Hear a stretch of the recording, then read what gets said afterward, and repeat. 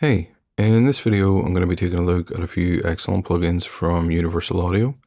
They're all basically quality of life or utility type plugins, more or less, but they do what they do extremely well, and the fact that they're running on UAD DSP is also really impressive. I'm actually running this on a UAD Arrow. I think they've rebranded it now as a UAD Solo, so it has one DSP core. And you can see there the three plugins that I have loaded as inserts on this microphone track are taking up about 75%. And then the other plugin that I'm going to add will basically bring it up to nearly 100%. But the fact that they can all run on a solo chip is really, really cool. So the first plugin that I'm going to take a look at here is called C-Vox.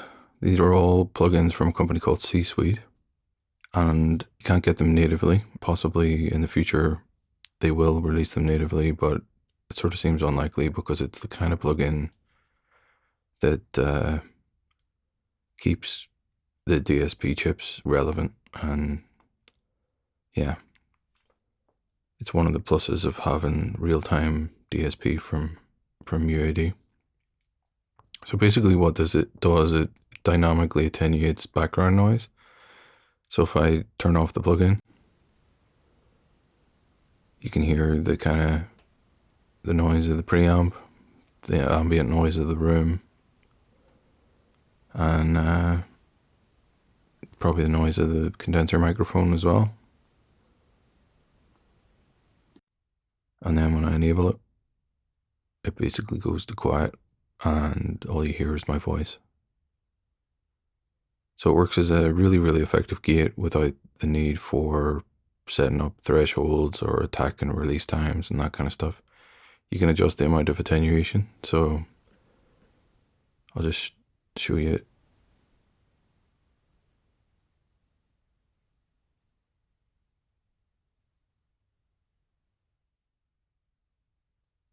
So at about 80, the background noise is more or less inaudible.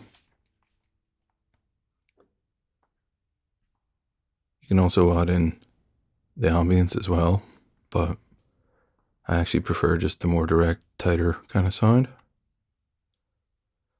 So this one, if you were doing podcasts and you had a, say, UAD X4 or some sort of UAD interface with more than one mic, you could put this across an entire podcast on every microphone and it would ensure just that everything was nice and quiet. And then the next one is called C-Max, and it is basically a dynamic limiter that uses frequency dependent limiting. You set the threshold, you set the input gain level. So if I boost this a little bit and go a bit closer to the mic, so you've got 20 dB gain here, and then you've got an aggression setting as well. So I think you could use this to add some character to certain instruments and things. But basically it's just a safety net. So again, if you were doing like podcasts or even just tracking a particularly loud vocalist or something,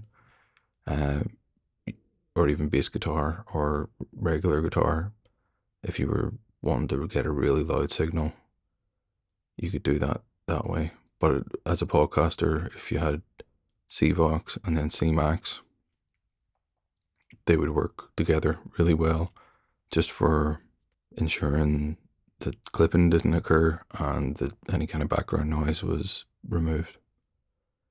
And then the next one, I have a Tone X pedal connected up to the second input here on the Arrow. And what I'm going to do is just unbypass it here. So I've got like a really high gain profile. And if I go to 50 Hertz and then click on Learn, it just learns that profile and removes it. So again, normally you would have to set up a gate.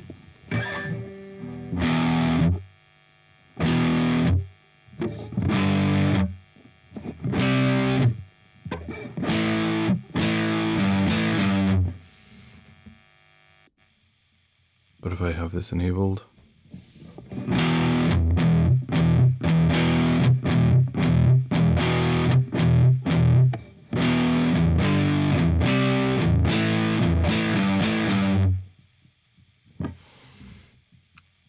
and you can set it to do it dynamically as well, which I think I actually like better than the static or the learned mode.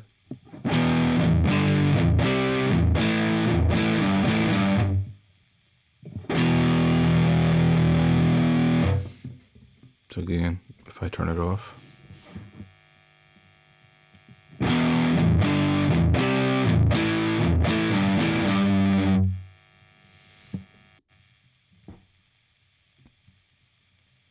so again, it's really impressive that these are all running in real time. If you're a guitar player, C-Vox I think is just awesome because I'm not a huge fan of gates. And again, if you recorded with this and then you could add a gate in the mix if you really needed it to tighten things up, but you're not having to track through it. Especially if you're using like a guitar with P90 pickups or single coil, or even I just sort of wondered if you could actually use this with a microphone. If the microphone, like say you were doing a recording gig and you only had a certain amount of cables and one of the cables had a broken ground, you could set it to 60 hertz and then set it to dynamically reduce or learn and just remove the hum. I'll maybe try it out. But if it could work, it'd be really good. Even if it wasn't perfect, it would be a good workaround if it was your only option. But yeah, C-Vox was the first one that I bought from this series, and yeah, really, really good. I mean, the difference that it makes is pretty astonishing.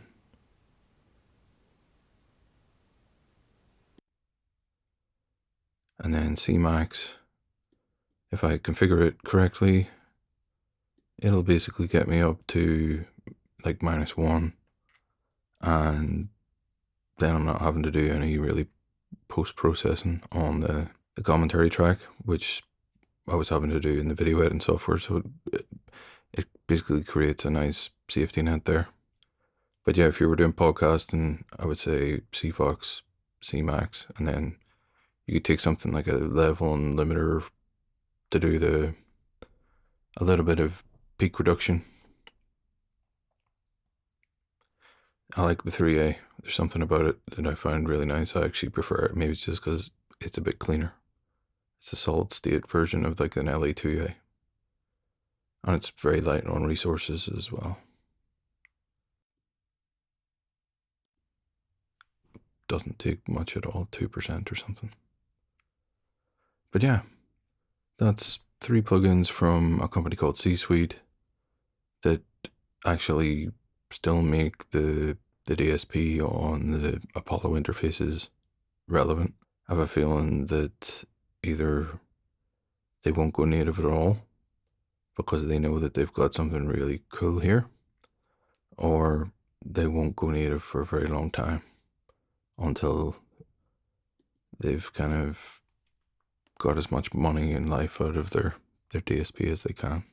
But yeah, hopefully you find this video interesting or helpful, and yeah, look out for a good deal on these because they are worth picking up for sure. And those are some of the use cases like podcasting and guitarists or vocalists, songwriters.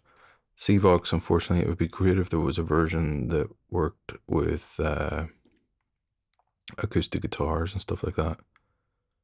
That would be actually on my wish list if they release another plugin that's dedicated to acoustic instruments and stuff.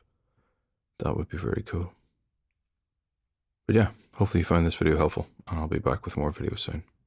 Cheers.